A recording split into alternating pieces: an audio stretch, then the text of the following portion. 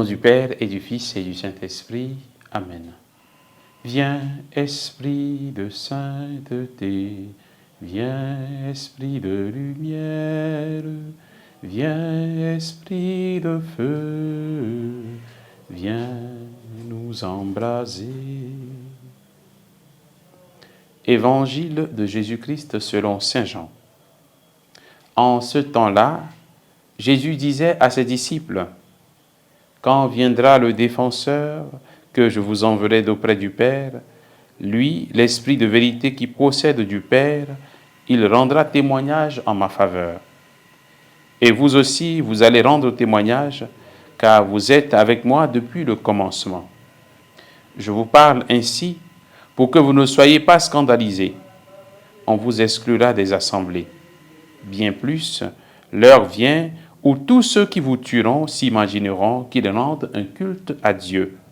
Ils feront cela parce qu'ils n'ont pas connu ni le Père ni moi. Eh bien, voici pourquoi je vous dis cela. Quand l'heure sera venue, vous vous souviendrez que je vous l'avais dit. Acclamons la parole de Dieu. Louange à toi, Seigneur Jésus. Bien, chers frères et sœurs en Christ, nous sommes aujourd'hui le lundi 15 mai. Et pour nous, de la famille salésienne, aujourd'hui commence la neuvaine de préparation à la fête de Marie Auxiliatrice. Nous sommes donc en communion avec toute la famille salésienne de par le monde entier dans la préparation de cette grande solennité de Marie Auxiliatrice, celle qui a tout fait dans la vie de Saint Jean Bosco. Dans l'évangile que nous avons écouté aujourd'hui, Jésus s'adresse à ses disciples pour les préparer face aux tribulations, face aux persécutions qui viendront.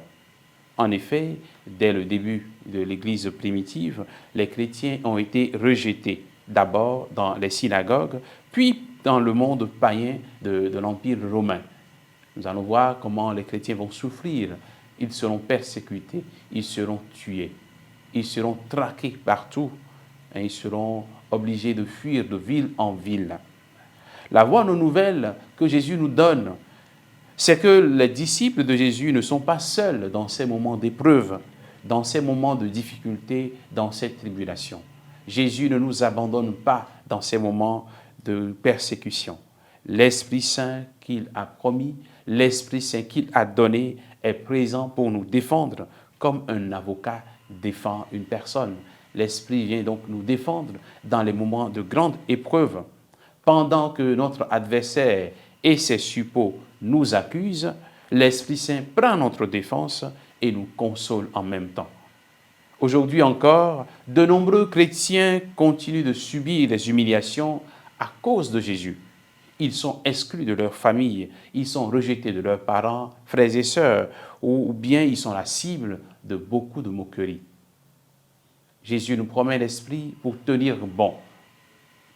Jésus nous promet l'Esprit pour tenir bon, cet Esprit qui va nous défendre devant toutes ces difficultés. Frères et sœurs, les premiers chrétiens ont souffert. Beaucoup ont perdu leur vie à cause de Jésus. Et nous, aujourd'hui, quelles sont nos souffrances? Laissons-nous l'Esprit nous défendre et nous consoler? Ou bien souvent, nous voulons nous-mêmes prendre la défense? Est-ce que nous prenons la peine de nous laisser davantage conduire par l'Esprit qui nous donnera la force et qui nous défendra face à toutes ces tribulations?